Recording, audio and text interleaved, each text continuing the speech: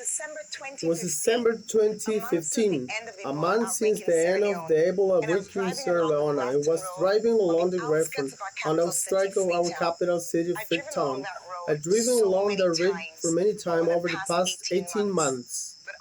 But honestly, I have so preoccupied, I didn't notice my surroundings. But that afternoon, I wasn't distracted. I took it all in. I was shocked. So much of the once lush green forest cover had simply disappeared. I felt physically sick as I packed my car and looked at the barren hills around me. I wasn't just witnessing and mourning the loss of beauty, crushing through the world. I was witnessing and mourning the very real impact of climate change, which is felt in ways both large and small in my city, my country, and all my continent. Sierra Leone now regularly experiences extreme weather patterns, particularly abnormally heavy rainfall and delayed rains, both of which can lead to crop failure and turn fuel the migration of people from rural areas to cities. In Freetown, a city of 1.2 million people, the pressure of housing and the absence of development control has led to the establishment of over 17 formal settlements in the past 20 years. This, combined with the sale of first land of house builders, has resulted in the deforestation, which came into such sharp focus for me that afternoon. Less than 2 years later, in August 2017, a massive landslide near that area led to the loss of about 1,000 in less than 5 minutes. It is not an abstract crisis.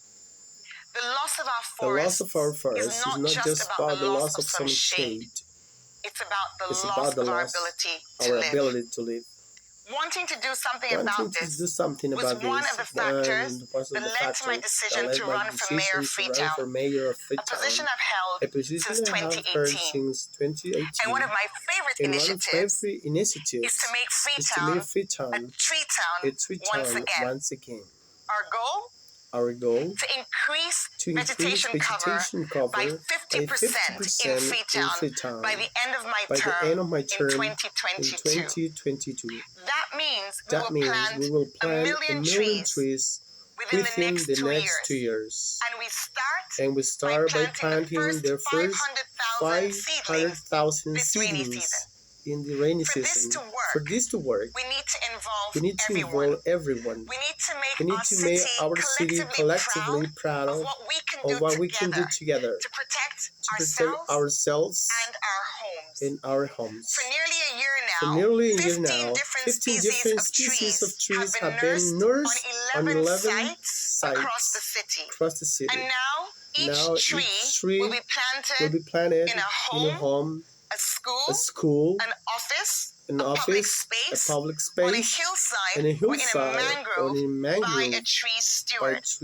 Anyone in Freetown can opt to be a tree steward. And the growth of the trees will be tracked by our community-based growing teams using our custom-made tree tracker apps. This isn't just about planting trees. It's about growing trees. And it's about ensuring that each of one of us is part of our process. A million trees will not fix climate change, but they will reduce the risk of landslide or flooding. And they will reduce biodiversity. I've already seen the butterflies in the park. And they will protect our water catchments. A million trees in our city's small contribution to increase the much needed global carbon sinks. Perhaps you should plant some trees too. Thank you. I'm going to explain what is the process of simultaneous interpretation. Simultaneous interpretation is a mode of interpreting in which the speaker makes a speech and the interpreter reformulates the speech into a languages his audience understand at the same time. Simultaneous interpreters work in interpreting both, though they may also be using a dual portable interpretation equipment without a booth or whispering. All the skill mentioned under consecutive interpreting apply to simultaneous. The three main actions are also essentially the same. Listen actively. Number one, understand, analyze, structure the message. Number three, reproduce, communicative or communicate. The difference with consecutive interpreting is that in simultaneous interpreting, all of these things need to happen at the same time. This means that besides the skill listed under consecutive interpreting, listening, prioritizing information, and distinguishing between primary and secondary information, activating short-term memory, communicating or communicating, good simultaneous interpreter information, be able to anticipate what the speaker might say. The speaker has very different syntactical structure to the one it being interpreted into. The ability to remain calm under pressure and be resilient to the stress is even more necessary in simultaneous as well. The active language of the interpreter is also under more pressure in simultaneous, as he is speaking at the same time and listening and analyzing. So the need for excellent mother tongue or active language skill is even skinnier here than a consecutive as well.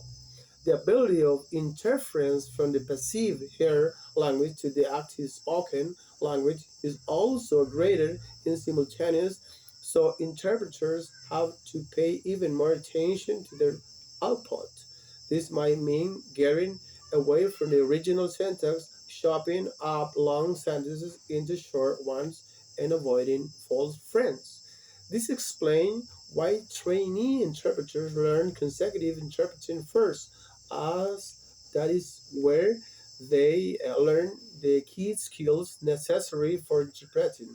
Simultaneous interpreting uses the exact same skill but with some added layers of complexity and difficulty.